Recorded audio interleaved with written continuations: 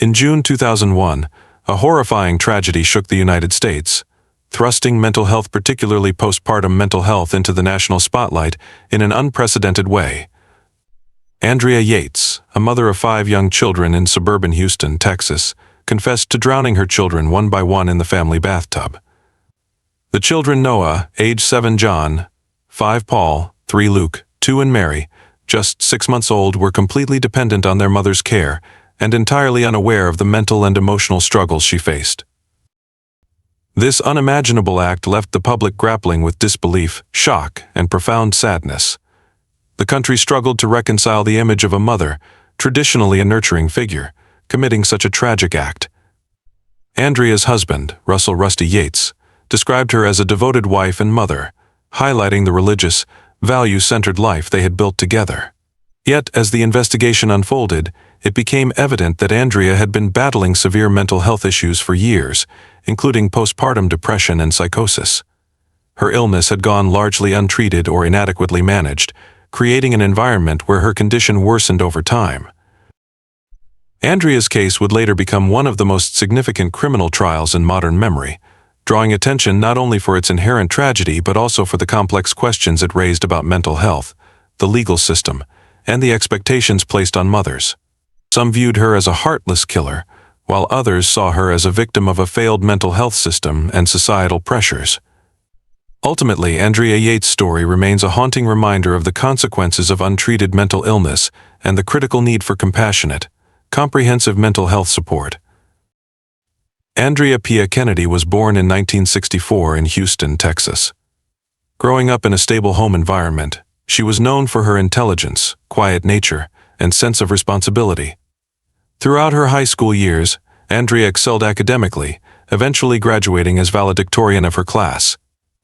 After high school, she pursued a career in nursing, working at the University of Texas MD Anderson Cancer Center, where she was respected and well-liked by her colleagues. Her compassionate nature, commitment to helping others, and meticulous attention to detail painted a promising future for Andrea. In 1989, she met Rusty Yates, an engineer for NASA. Their connection was immediate, rooted in shared values and devout Christian beliefs. Both were committed to living a life centered on faith, traditional family values, and simplicity. They married in 1993 and began to build a family almost immediately, welcoming their first child, Noah, within a year. The couple was heavily influenced by a religious figure who advocated for conservative family structures, large families, and a minimalist lifestyle. This ideology promoted the idea that a woman's highest calling was to devote herself entirely to motherhood, sacrificing personal ambitions for the family. Andrea embraced these beliefs with dedication. She committed herself to homeschooling the children, caring for the home, and adhering to the family's religious teachings. Rusty worked long hours to support the family, leaving Andrea to manage the children and household tasks alone. As their family grew, the pressures on Andrea intensified. Each pregnancy took a toll on her body, and with each child, her responsibilities increased. The family's decision to live in a converted bus for a period, inspired by their religious leaders' call for minimalism, further isolated Andrea from the outside world. The physical and emotional demands of her role, combined with the psychological isolation, began to erode her mental health. After the birth of their 4th child, Luke, Andrea experienced her first severe mental health breakdown. She suffered from delusions, severe anxiety, and suicidal thoughts, culminating in an attempt to take her own life. This incident marked the beginning of Andrea's downward spiral.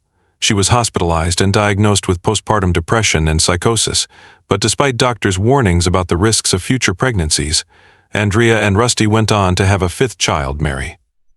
Andrea's mental health struggles worsened, exacerbated by her overwhelming sense of duty, her religious beliefs, and a pervasive sense of isolation.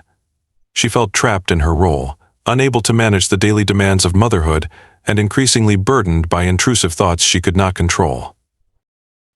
The birth of each child deepened Andrea's struggles with mental health, but her most profound challenges emerged after the birth of her 4th child.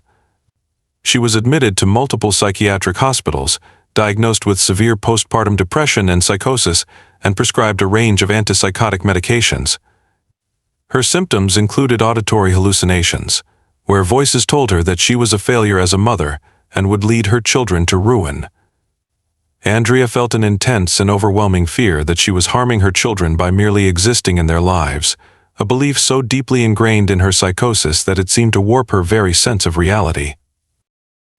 Rusty tried to support Andrea as best as he could, arranging for family members to visit and adjusting his work schedule to be home more often. However, the family's deep-rooted religious beliefs and reluctance to fully embrace psychiatric care limited the scope of her treatment. Andrea's psychiatrist strongly advised Rusty that Andrea should not be left alone with the children, warning of her deteriorating mental state. Yet both Rusty and Andrea hoped that through prayer and faith, she could find the strength to overcome her struggles. Rusty's reliance on religious intervention over consistent psychiatric treatment may have stemmed from a lack of understanding of the severity of Andrea's condition, but it would ultimately contribute to her tragic decline. During her pregnancy with Mary, Andrea's symptoms returned with renewed intensity. She felt isolated, inadequate, and consumed by a sense of impending doom. Delusions became her reality, and she became convinced that her children were in mortal danger. She began to interpret her psychotic visions as divine messages, believing that only she could protect her children from eternal damnation. Her struggle was profoundly lonely. She lacked a support system beyond Rusty and close family members, and her religious beliefs discouraged her from seeking help outside their circle. Her psychosis deepened, and her inner turmoil set the stage for the tragic events that would unfold in June 2001. On the morning of June 20th, 2001, Rusty left for work, believing that Andrea was stable enough to care for the children as she had done on previous days. Andrea, however, was far from stable. In her mind, her children were on the brink of eternal suffering, a twisted belief rooted in her delusional thinking. She felt it was her duty to save them by taking their lives.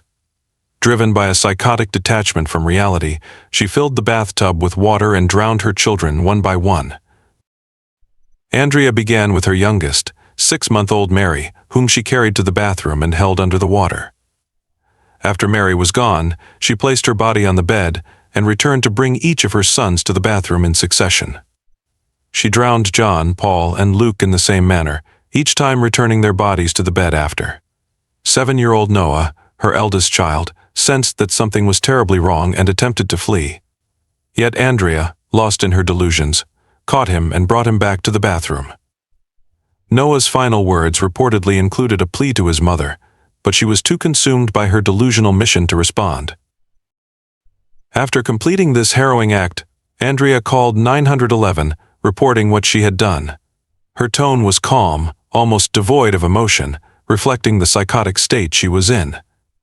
Rusty returned to a scene of unfathomable devastation, and police arrived to a crime that would reverberate across the nation, forcing the country to confront the uncomfortable reality of mental illness and the potential consequences of its neglect. Andrea's confession shocked the investigating officers. She openly described her belief that her children were destined for damnation, and that by ending their lives, she was saving them from eternal suffering. The details of her delusions horrified the community, sparking intense debate over Andrea's culpability. The prosecution argued that Andrea was aware of her actions and should be held accountable, while the defense argued that her actions were the result of severe, untreated mental illness, which prevented her from comprehending the consequences of her actions. The trial that followed was a high-profile legal battle, with mental health experts testifying on both sides. Psychiatrists and psychologists described the nature of postpartum psychosis, a rare condition that can cause severe delusions, hallucinations, and a loss of reality. They argued that Andrea's psychosis had effectively stripped her of the ability to make rational decisions, rendering her unable to understand the moral weight of her actions. The prosecution, however, painted Andrea as a woman who, despite her mental illness, was fully aware of the implications of her actions. In the first trial, Andrea was found guilty of murder and sentenced to life in prison. This verdict sparked widespread debate, with mental health advocates arguing that the legal system had failed to consider the full extent of her mental illness. After years of appeals, Andrea was granted a retrial. This time, the court found her not guilty by reason of insanity, acknowledging that her actions were driven by a psychotic disorder beyond her control. Andrea was transferred to a mental health facility, where she continues to receive treatment to this day. Andrea Yates' case became a turning point in the public understanding of postpartum mental illness, and it underscored the urgent need for accessible mental health resources for mothers. Her story spurred efforts to raise awareness of postpartum depression and psychosis, conditions that had been largely misunderstood or overlooked. Rusty Yates, devastated by the tragedy, became an advocate for mental health reform. He spoke publicly about the importance of understanding postpartum disorders and pushed for policies that would ensure better support for mothers struggling with mental illness.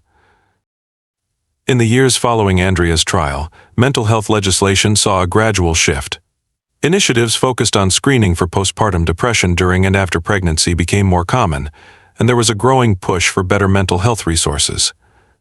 The Yates case highlighted the consequences of an overburdened, underfunded mental health system, revealing the gaps in care that left people like Andrea vulnerable. Today, mothers are more often screened for postpartum mental health issues, and resources have been allocated to prevent similar tragedies. But advocates argue that there is still much work to be done. The tragedy of Andrea Yates' life, and the fate of her 5 young children, remains a haunting reminder of what can happen when mental illness goes untreated. Her case challenges society to address the stigma around mental illness, to support those struggling, and to build a world where no mother feels isolated, overwhelmed, or forgotten. Andrea Yates' story serves as a testament to the urgent need for empathy, understanding, and action in supporting mental health for all.